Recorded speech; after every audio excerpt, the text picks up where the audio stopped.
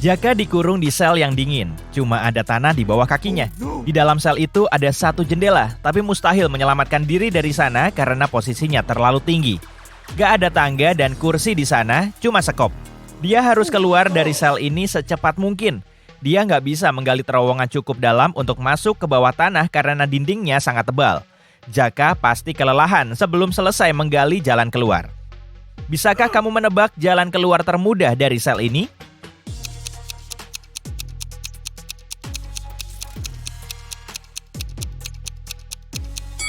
Dia harus menggali lubang besar dan memakai tanahnya untuk membuat gundukan kecil.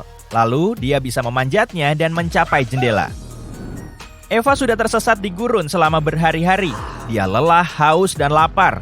Akhirnya dia sampai ke sebuah oasis. Tapi untuk ke sana, dia harus memilih salah satu dari 3 jalan ini. Di pintu masuk jalur pertama, ada naga besar dengan 2 kepala. Di tengah jalan kedua, ada harimau lapar. Dan jalan ketiga dipenuhi ribuan kalajengking. Jalan mana yang harus dia pilih?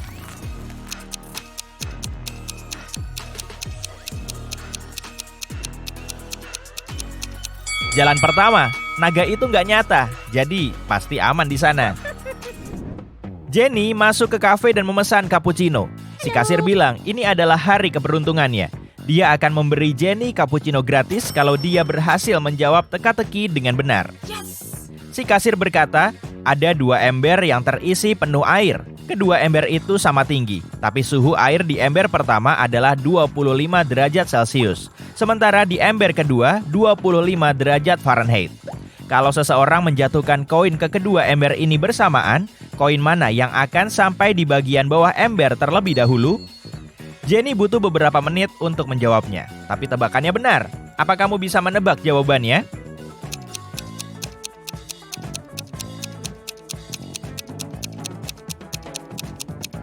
Dia bilang koin pertama akan lebih dulu sampai dasar ember. Alasannya terletak pada keadaan air di tiap ember. Pada suhu 25 derajat Celcius, air berbentuk cair. Sementara pada suhu 25 derajat Fahrenheit, air berubah jadi es. Amy akhirnya pergi ke Paris. Di hari pertamanya, dia membeli baguette dan keju, lalu ke taman untuk piknik. Dia duduk dan memotong baguette itu menjadi 4 bagian. Tiba-tiba orang asing di sebelahnya bilang, "Hei, kamu butuh 12 detik untuk melakukan itu." Apa kamu bisa menebak berapa lama waktu yang dibutuhkan Amy untuk memotong baguette menjadi 8 bagian?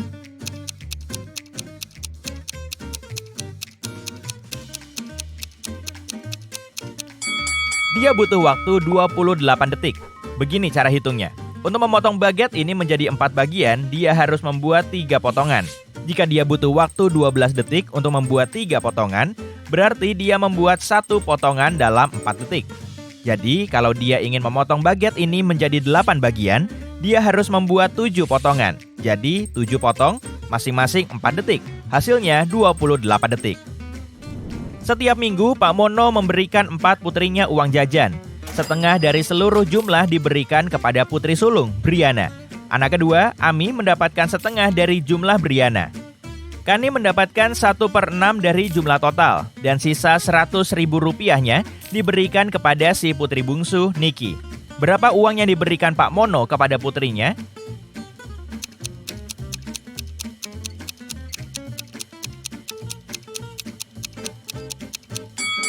Brianna mendapatkan setengah dari total uang. Ami mendapat setengahnya setengah, yang berarti 1/4.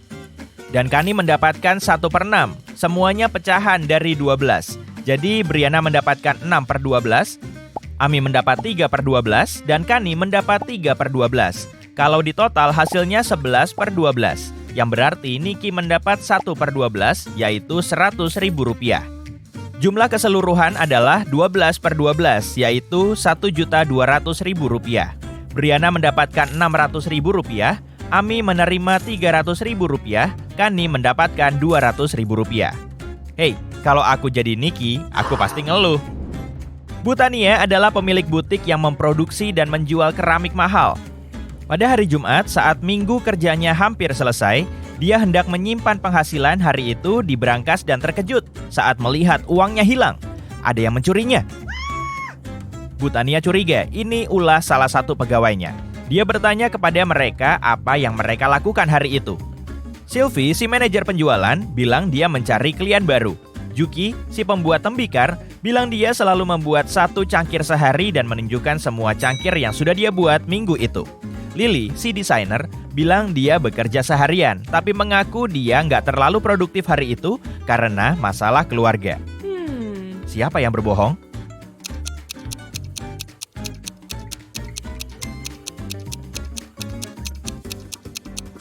Juki, ada 5 hari kerja dalam seminggu. Dia bilang dia membuat 1 cangkir per hari, tapi dia cuma menunjukkan 4 cangkir. Berarti dia bolos 1 hari kerja. Mungkin hari itu dia bolos karena mau mencuri uang Butania. 2 mobil, biru dan merah, berjalan di jalan raya yang sama pada waktu yang sama.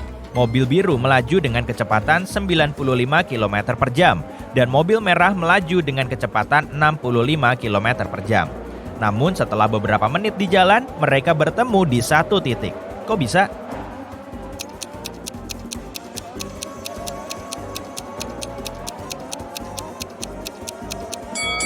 Kedua mobil ini berjalan ke arah berlawanan, jadi pada akhirnya mereka akan saling berpapasan.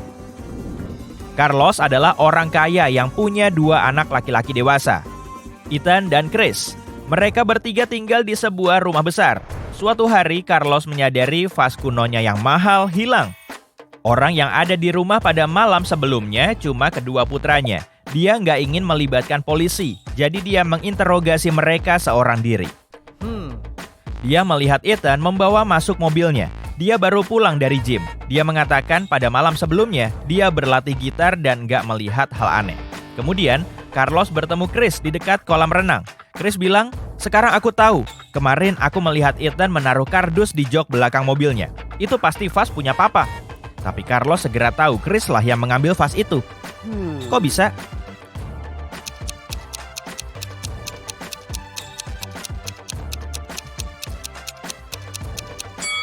Karena Ethan naik mobil sport, cuma ada 2 kursi di mobil ini. Dia nggak mungkin menaruh kardus di kursi belakang. Berarti Chris berbohong.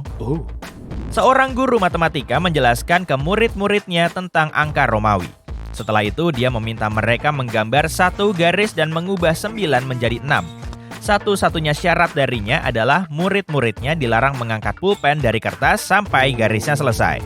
Marco orang pertama yang menyelesaikan tugas itu. Bagaimana caranya?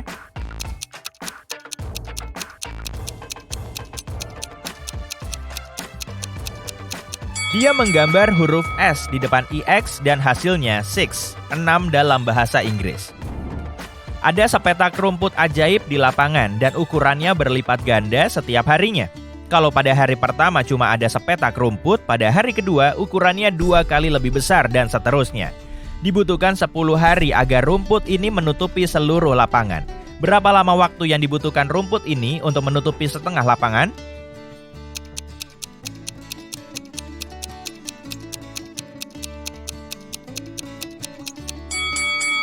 Sepetak rumput berlipat ganda setiap hari, jadi pada hari ke-9 rumput ini menutupi setengah lapangan.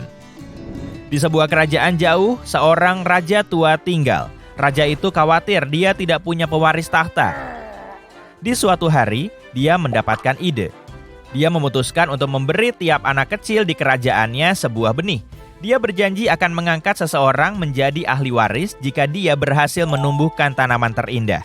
3 bulan kemudian, ribuan anak datang ke istana. Mereka membawa tanaman hijau yang tinggi. Tapi seorang anak perempuan membawa pot kosong. Namun, dia yang dipilih menjadi ratu masa depan. Kenapa begitu?